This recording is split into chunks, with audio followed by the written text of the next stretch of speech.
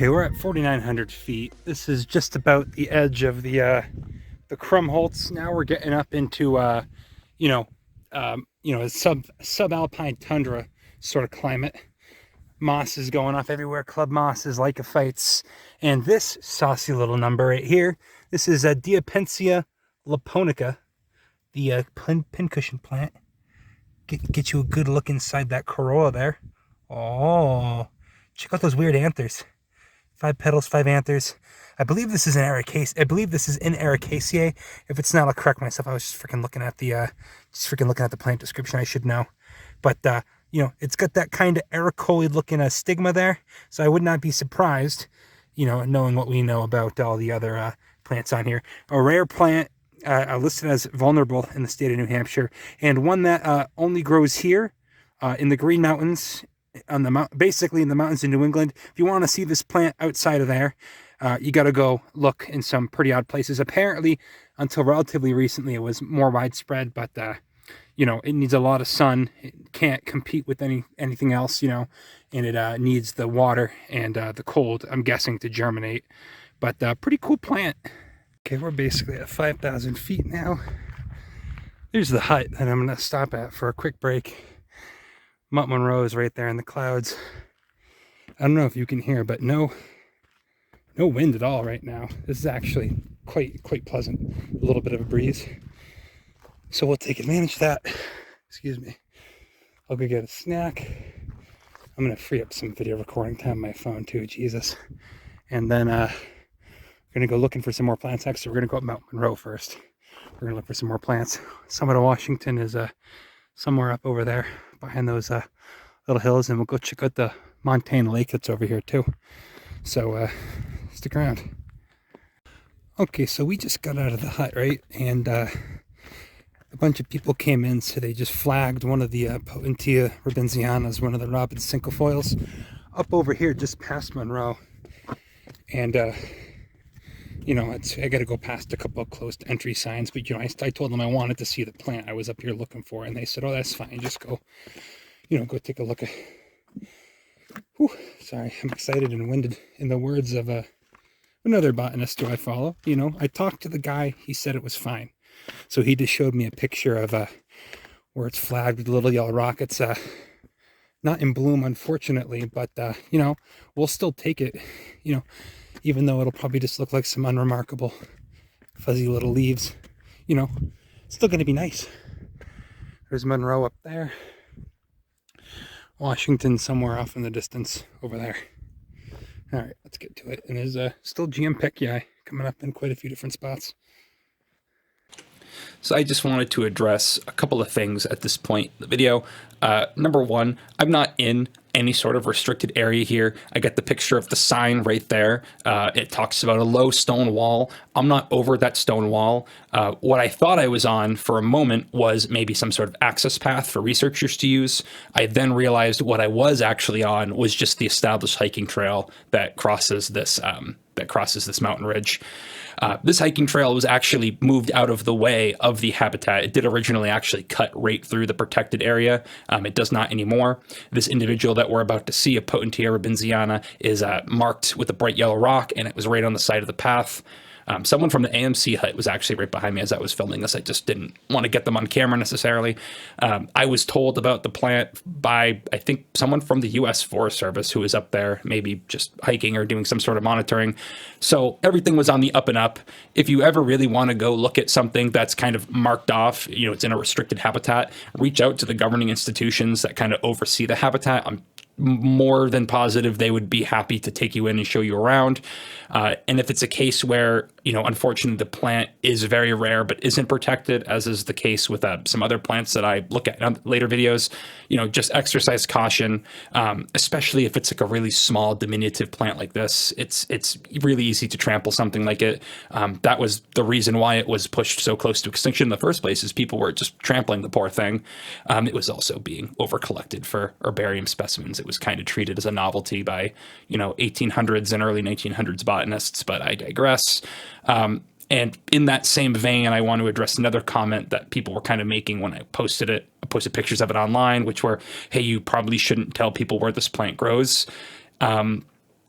I kind of disagree, and I kind of don't see the point in doing that. This is not really a new plant, if I'm making sense. Like, it's really easy to find information on this thing. You go on the Wikipedia page, it tells you where it grows alongside the Crawford Path at the base of Mount Monroe. You look in any sort of literature about New England botany, it's got pretty detailed information. It's going to have pretty detailed information on where it grows. There are other plants that I explore in later videos where I do kind of take care to not give away the exact location, because they're not sort of roped off, we'll say. I gotta cut me some slack. I do actually want people to go hike this mountain. I do want people to go see the habitat that this thing grows in, and I want people to do the same thing that I was doing when I found out about this plant, which was wondering, why the hell does it grow here and kind of only here? I guess maybe there's a population on the Franconia Ridge too, but it's hard to find any concrete, evidence or population counts. They're out there. I'm sure at one point this plant had a much broader range anyway, which is, kind of the nature of what you would call paleo endemism.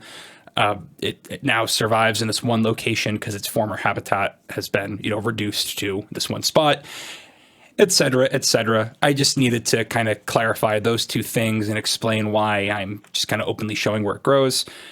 You're welcome to disagree with me, but again, any cursory search of this plant, anybody with even a moderate interest in it will probably be able to pinpoint its location relatively quickly.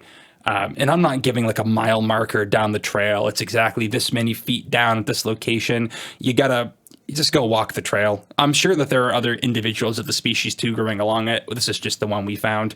So that's enough ranting. I just wanted to kind of clear my conscience about that. And I hope that you do not judge me too harshly for the simple crime of showing people a very cool plant that frankly should be the New Hampshire state flower. I don't know why lilac is a state flower. Lilac's not even fucking native to New Hampshire. And then Cypripedium McCall, which is the state wildflower, has a pretty broad distribution across the Northeast. So, I mean, it's not really that special to us. Whereas this plant, or hell, even Giampecii, would have been much better choices. In any case, that's enough rambling about this particular thing. So just enjoy the rest of the video if you so desire. So I came up here, we're up right in between Mount Monroe and Mount Washington, and that's the target plant for today. Just a diminutive little member of the rose family, about the size of my finger. Not blooming, probably too young to bloom, but they got it marked off here with the yellow rock and the yellow flag. And this is one of the major success stories of conservation. This plant went from being critically endangered to having stable numbers within its population. And I mean, this is the extent of its population everywhere in the world. And yeah, they were nice enough to tell me where this guy was growing. So we're gonna take off because this is all protected over here, thankfully. And we're gonna go up on Mount Monroe. So that was pretty freaking cool. And I mean, here's up a little bit above the habitat. We were just down over there, and they got it all marked off. They tell you don't go over there. They keep it protected. It's good. They let me go. Just because I told them I was there looking for the plant. Like I said before, I talked to the guy. He said it was fine. I was down there with one of the ladies who was working at the hut, and she's never seen it before. She had a tattoo of it on her arm. I was trying not to get her in the video. While I was taking it, she was standing right behind me. And there's the hut from whence we came. There's one of the lakes of the clouds, little montane lakes that do stay here permanently. Can't see Washington from here, but could we? It'd be about, I think, about 1.5 miles that way, and about 1,200 feet. If that, no, about 1,100 feet above where we're standing. Monroe is behind us, about 300 feet up that way. We're going to go up there really quick just to bag the peak, come back down. But in addition to all that, I found another one of our target plants today. We've got a Calmia procumbens here, another Calmia. So a different species than that one right there. That's polifolia. Yeah, that's what that is. Got a crushed Cinquefoil there, not the rare one, just a different type of Cinquefoil. But yeah, how about that Calmia, man? Procumbens, known in the Northeast only from this county, and then potentially extirpated from northern Maine. Flower morphology looks a little bit different than all the other Calmia, and I believe at one point it was actually placed in a different genus. Family is Ericaceae, much like a lot of the other plants you've been seeing today. Look at the corn. Look how small the Cornus canadensis grows up here. Just tiny. Take some pictures of this guy and we'll be on. A fleeting moment of sunshine over the Monroe Flats and the surrounding area. I didn't even make it up that far. I just felt the sun on my back. You get a really good view of those montane lakes there. Look at that. God, it's so crazy cool up here. So the clouds have, man, broke for just a second there. I don't know what my phone's doing. It doesn't like the clouds. There's Mount Washington. We're heading over there in a little bit. But the alpine lifestyle. You gotta love the alpine lifestyle. Prostrate mats of slow growing perennial flowers, many of which come from, you know, genera and families. Look at that. Already adapted, you know, for harsh, high moisture, low nutrient environments. I was wrong about the way. Diapensia is in its own family. Diapensiaceae. It's not its whole genus in the family, but it's in Ammonoosuc, so the blueberry order, but in its own family, the Diapensia family, and all the mosses. You get a little bit of soil here, but the only thing that's growing is grass. All right, we're gonna hike up to the tippy top of Monroe here.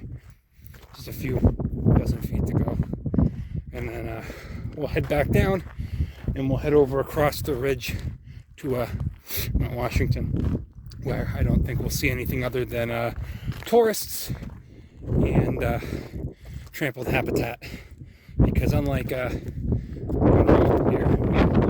Diapensia, you can't drive up this mountain. All right, put my phone down and live in the moment for a second here. And it's all magnificent in New Hampshire. Leave a light in the window for me. Holy shit. You can still see some snow down there. We were pretty sheltered down where we was.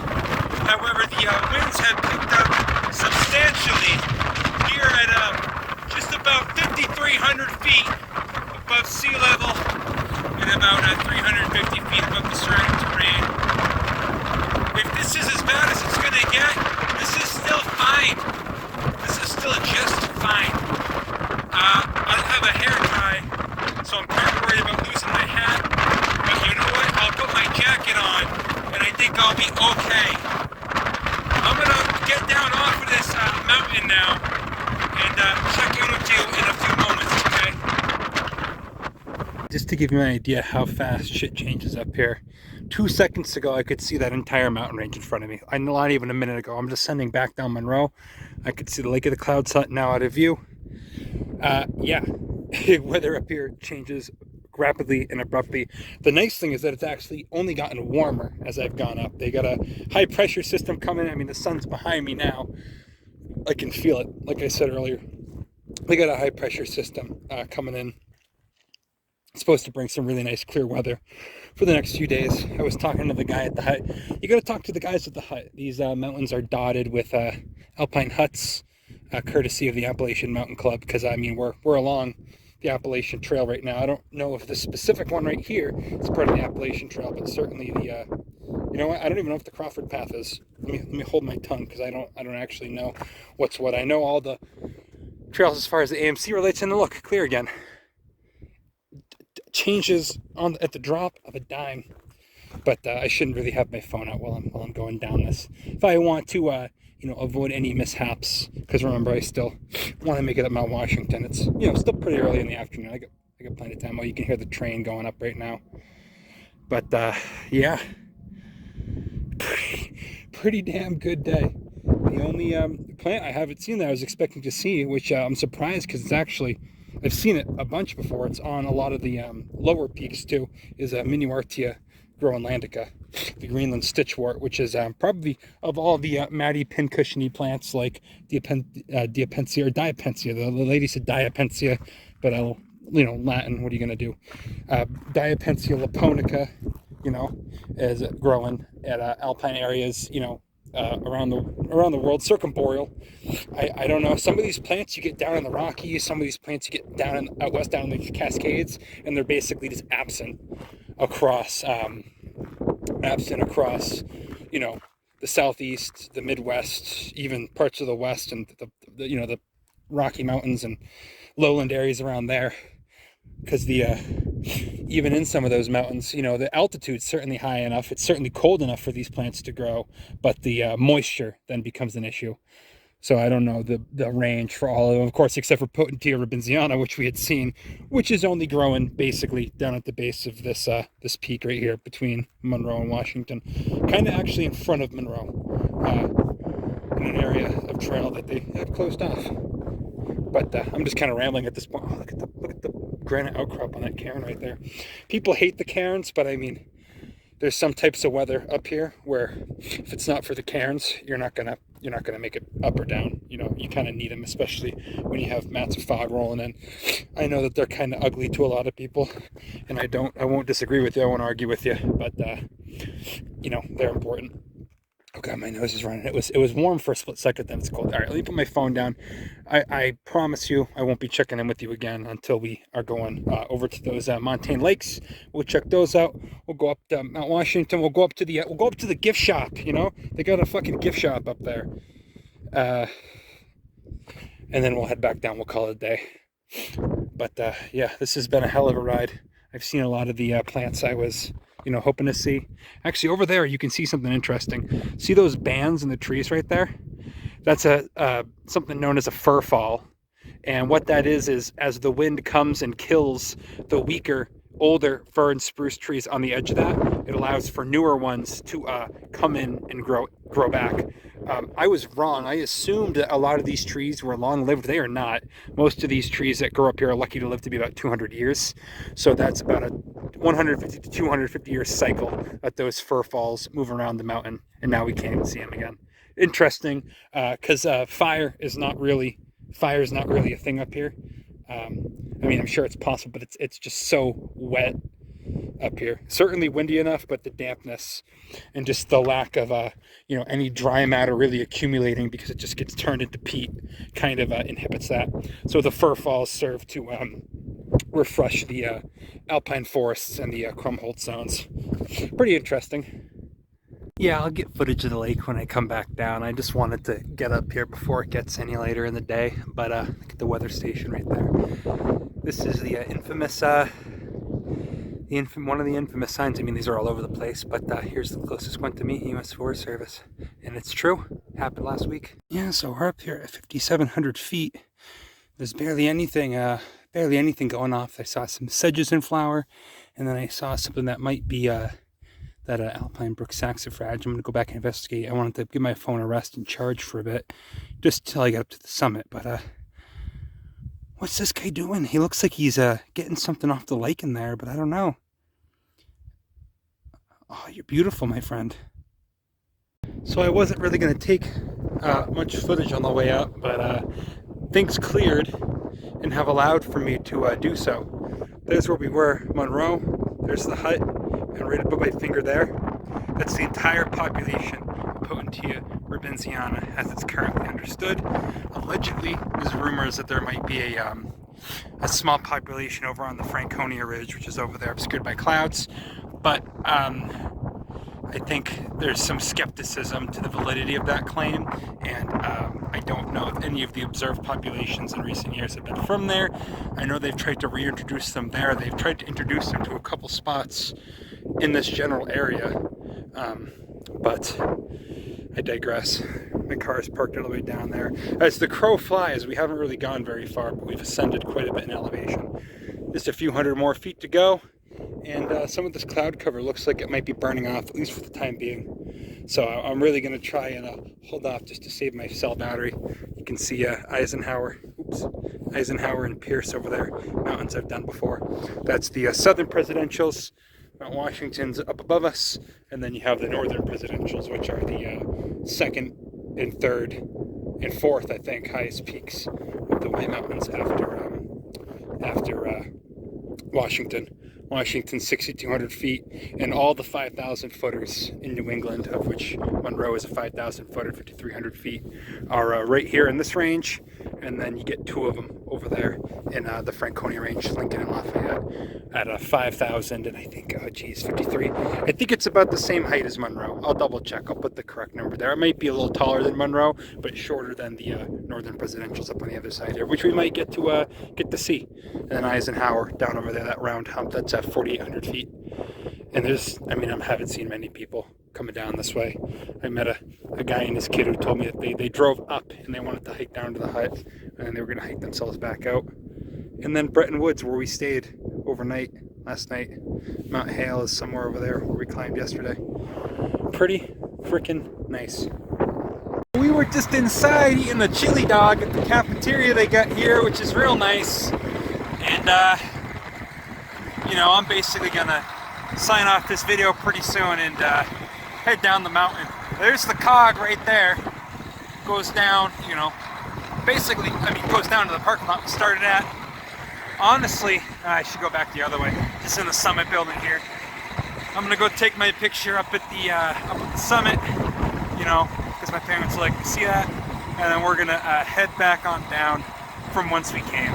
Here we are, 6,288 feet, just under 2,000 meters. There's the USGS tag right there. Highest point of land you're gonna come across, south of the Arctic, north of the Blue Ridge Mountains, and then west of Blackout Peak out there in the Dakotas. There's the sign right there. Oh, it's so windy. I gotta get off this thing. Bunch of cars. Alright, let's get this picture and let's get off the road. Doesn't it just remind you of that Led Zeppelin song, Misty Mountain Hop?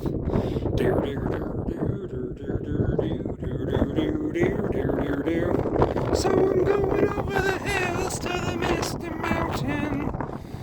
This is probably not too far off from what it looks like out there in the Scottish Highlands. I mean, this origin of the rock is the same. I mean, at one point this range was connected to the Scottish Highlands, as I understand it. Feel free to correct me if I'm wrong. And then as the continents drifted apart, they were split apart. But if I'm not mistaken, that range is the exact same type of rock. It was uplifted at the same time, or it was laid down at the same time. I can't quite remember. Maybe it was the same, parent rock laid down, uplifted at a different time. But I'm pretty sure at one point, if you actually follow, how the tectonic plates worked, and basically just how Europe split apart from North America, I'm fairly certain that the Scottish Highlands were once abutting the northern populations here, because these rocks have actually relatively little in common with them. Well, not relatively little.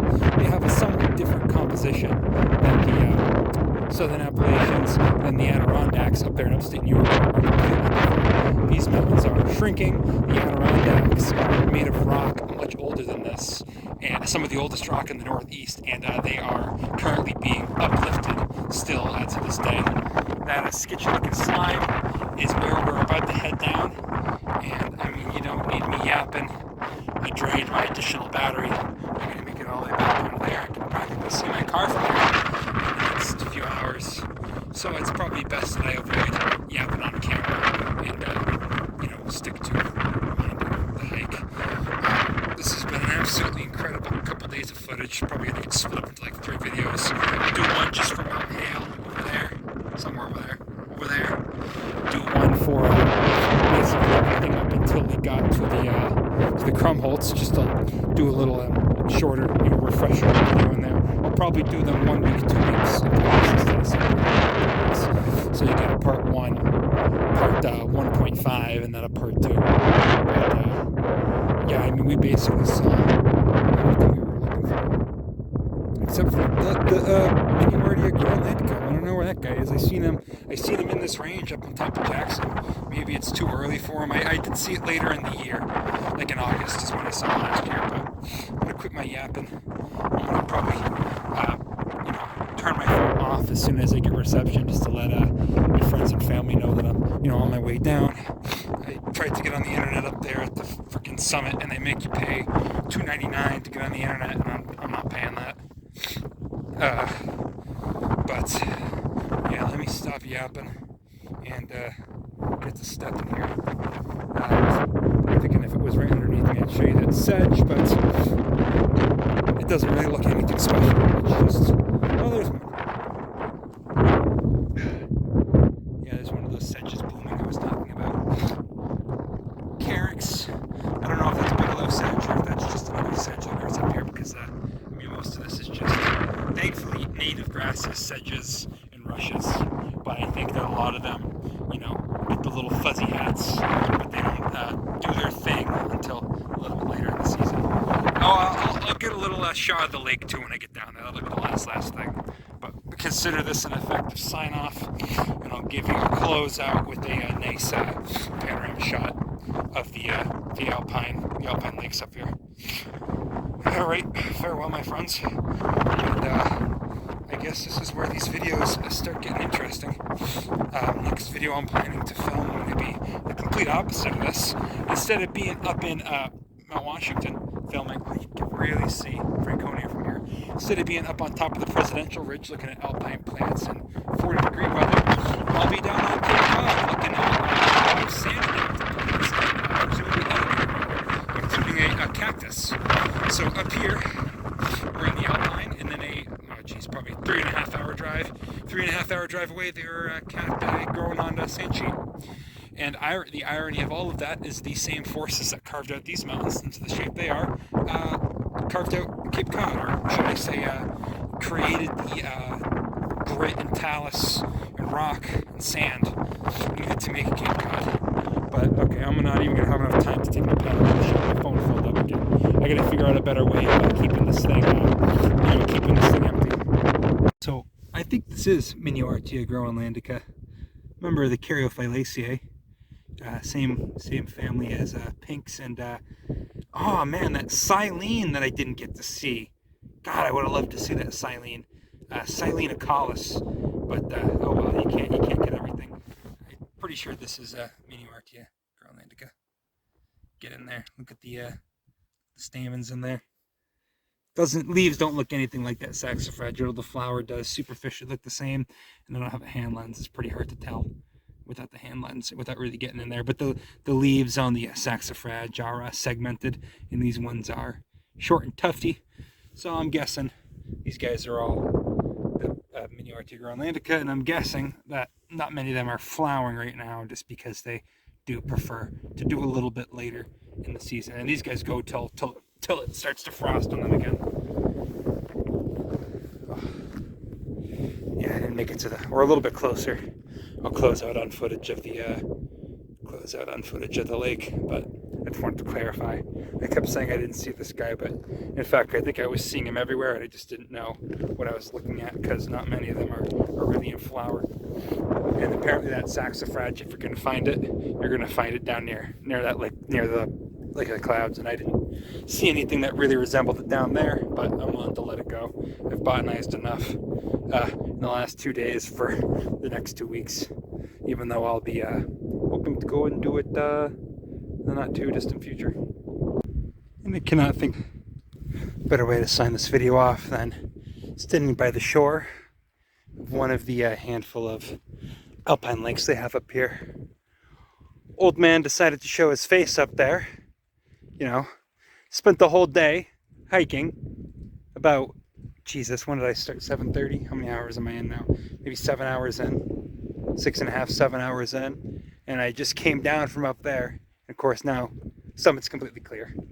But that's just the way that it goes. And you could always take your chances with an afternoon hike where I guess things tend to be a little bit more clear. But then you run the risk of getting stuck out here. AB's balsamea surrounding it. I can see Calmia polifolia all around the edges there, with Cornus canadensis, and more Cornus canadensis behind me.